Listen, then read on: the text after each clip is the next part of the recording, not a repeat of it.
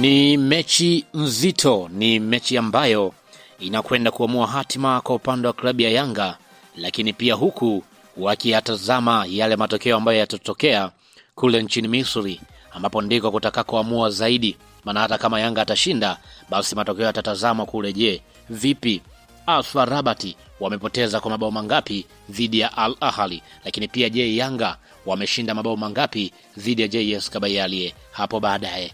Sasa tayari kwa upande wa Mwalimu Pedro Goncalves ameshaandaa jeshi lake la wachezaji 11 ambao anatarajia kwamba watakwenda kumpa matumaini zaidi kwamba kile ambacho anakiamini kitakwenda kumsaidia kwenye mchezo.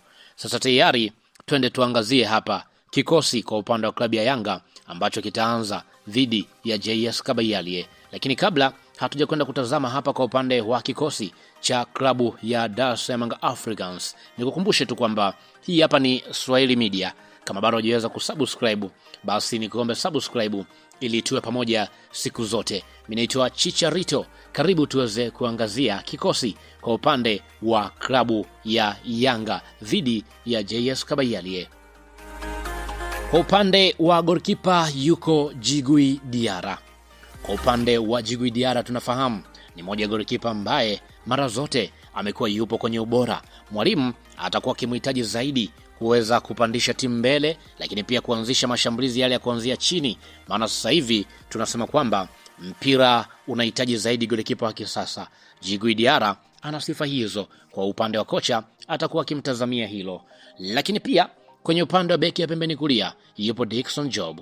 Kwa upande wa Dickson Job mara zote amekuwa akiaminiwa na mwalimu. Kuna kitu kikubwa ambacho anakitizama. Anaona kwamba Dickson Job kwenye eneo la kulia kuna kitu ambacho anakitoa, licha ya kuwa ni beki wa katikati, lakini akicheza pembeni anaona kwamba kuna kitu ambacho anakipata. Kwa hiyo kwa upande wa mwalimu anaamini kwamba kuna kitu atakiongeza ndani ya kikosi, lakini pia hata kwenye eneo la kulia kutakuwa kwa kukamavu zaidi pale ambapo JS Kabylie wakiwa wanashambulia. Lakini pia kwenye upande wa beki ya pembeni kushoto yupo Mohamed Hussein Zimbwe Diarra. Kwa upande wa Mohamed Hussein tunafahamu ni beki ambaye mara zote amekuwa ni mzoefu kwenye michezo hii. Ni mechi ambayo anajua yeye mwenyewe, pia anafahamu kwamba ni mechi inayohitajika zaidi kupambana. Huku kwa upande wa klabu ya Simba, wao tayari wametoka huko walikotoka, lakini huko kwa upande wa Yanga anaamini kwamba atakuwa ameingia kwa bahati kama timu itakwenda robo finali. Lakini pia kwenye upande wa mabeki wa katikati yupo Bakari Nondo Mwamnyeto, nahodha ndani ya kikosi. Mechi zote utulivu wake, namna ambavyo amekuwa anacheza, unaona kabisa kwamba Bakari Nondo ni wa kiutofauti zaidi.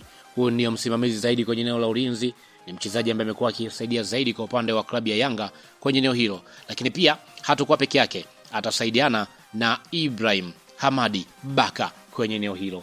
Maana kwamba mambo yatakaa namna hiyo.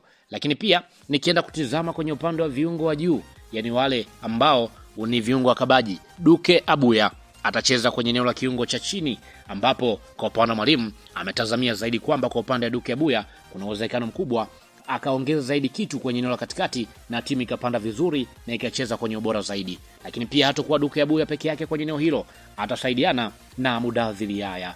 Duke Abuya na Mudathiri Yahya ni moja combination ambao tayari waliweza kucheza, licha ya siku za hivi karibuni tuliona akicheza Mohamed Damaro pamoja na yeye mwenyewe Duke Abuya. Lakini kwa wakati huu mwalimu amempanga moja kwa moja Mudathiri Yahya. Maana kwamba kwenye kiungo cha chini Duke Abuya pamoja na Mudathiri Yahya watasaidiana zaidi. Lakini pia kwenye eneo la kiungo cha juu yupo Pacome Zouzoua. Pacome Zouzoua huyu ndiye ambaye atakuwa kiko upande wa klabu ya Yanga. Huyu ndiye ambaye atakuwa anatazamwa kuanzisha mashambulizi, namna ambavyo atakuwa anapiga pasi za mwisho na namna ambavyo atakuwa akionyesha utulivu wake kwenye eneo hilo.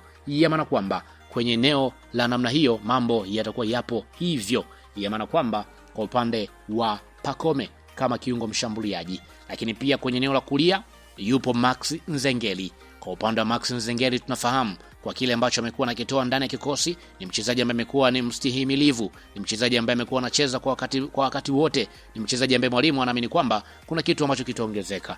Lakini pia kushoto atakuwa akitokea Alan Okello, Wanda Kid ndani ya klabu ya Dar es Salaam Africans, umri wa miaka 25, tayari ameweza kuonyesha kuna kitu hasa ambacho amekiongeza ndani ya kikosi, namna ambavyo anacheza kwa utulivu. Kwa hiyo kwa upande mwalimu anaamini kwamba kuna kitu ambacho anakipata. Lakini pia Prince Mpumelelo Dube atacheza mbele kwenye eneo la kushambulia kama mshambuliaji wa mwisho kutokana na aina ya mfumo ambao mwalimu anaamini kwamba kuna kitu ambacho atakipata na Prince Mpumelelo Dube atakuwa akipata nafasi ambazo atakuwa akitengenezewa, basi huenda